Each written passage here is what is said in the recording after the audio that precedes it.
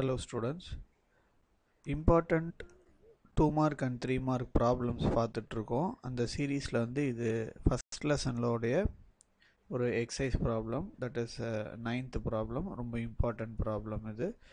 Okay, என்ன கொடுத்துருக்காங்க பாருங்க. ஒரு ஸ்பார்க் பிளக் இருக்கு. அது வந்து என்ன பண்ணுதுன்னா ஏர் ஃபியூவல் மிக்சரை இக்னைட் பண்ணுறதுக்காக யூஸ்ஃபுல்லாக இருக்கு. எலக்ட்ரோடோடைய டிஸ்டன்ஸ் கொடுத்துருக்காங்க, டி உடைய வேல்யூ கிவன். சரியா? அப்போ நம்ம கிட்ட என்ன கேட்குறாங்கன்னா, to create spark of an electric field, to create a spark an electric field of magnitude 3 into 10 power 6 is required. இது தேவை. சரியா? அப்போ potential difference must be applied. இந்த ஸ்பார்க்கை கொடுக்கறதுக்கு எவ்வளோ பொட்டன்ஷியல் டிஃபரன்ஸ் நம்ம கொடுக்கணும். சரி, இப்போ பாருங்க, ஃபார்முலா நம்மளுக்கு ஸ்ட்ரெயிட் ஃபார்முலா இருக்கான்னு கேட்டால் straight formula V is equal to E into D. இதுதான் ஸ்ட்ரெயிட் ஃபார்முலா. சரியா? அப்போ எலக்ட்ரிக் ஃபீல்டு எவ்வளோ கொடுக்கணும்? 3 into the power of 6 அப்படின்னு சொல்லிட்டாங்க. ஓகே, டி எவ்வளோ கொடுத்துருக்காங்க? 0.6 மில்லிமீட்டரில் கொடுத்துருக்காங்க. அப்போ இதை மீட்டருக்கு மாற்றும் போது நம்ம என்ன எழுதுவோம்? 0.6 into 10 to the power of -3ன்னு சொல்லுவோம். கரெக்டா?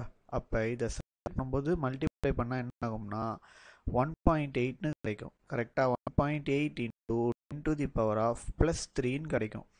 கரெக்டாக இந்த 10 to the power of +6ம் -3யும் ஆட் பண்ணால் என்ன கிடைக்கும்? பேஸ் சேமாக இருந்தால் பவர் ஆட் பண்ணலாம் மல்டிப்ளிகேஷனில். அப்போ V is equal to என்ன ஆகணும்? நம்மளுக்கு 1800 வோல்டேஜ்னு கிடைக்கும். இவ்வளோ பொட்டன்ஷியல் டிஃபரன்ஸ் தேவை அந்த இடத்துல. எதுக்கு? ஸ்பார்க்கை ப்ரொடியூஸ் பண்ணுறதுக்கு. Super, very good. அப்போ அடுத்து என்ன கேட்டிருக்காங்க பாருங்க, பி ப்ராப்ளம் பி. இந்த ப்ராப்ளம் பியில் என்ன கொடுத்துருக்காங்க? ப்ராப்ளம் பியில் என்ன கொடுத்துருக்காங்கன்னா, if the gap is increased does the potential difference increases, decreases or remains the same. அதாவது இந்த கேப்பை இன்க்ரீஸ் பண்ணாங்கன்னா பொட்டன்ஷியல் டிஃபரன்ஸ் என்ன ஆகும்னு கேட்குறாங்க. கவனிங்க, ஃபார்முலா என்னது நம்மளுக்கு? V is equal to என்னது? E into D. கரெக்டா? என்னது? E into D. அப்போ V is directly proportional to D தானே. இப்போ D இன்க்ரீஸ் ஆச்சுன்னா V ஆகும், இந்த இடத்துல இன்க்ரீஸ் ஆகும். ஸோ ஒரு முக்கியமான ப்ராப்ளம் போட்டு முடிச்சாச்சு. இதுலேயே மூணாவதும் கேட்டிருக்காங்க. மூணாவது என்ன கேட்டிருக்காங்க பாருங்க.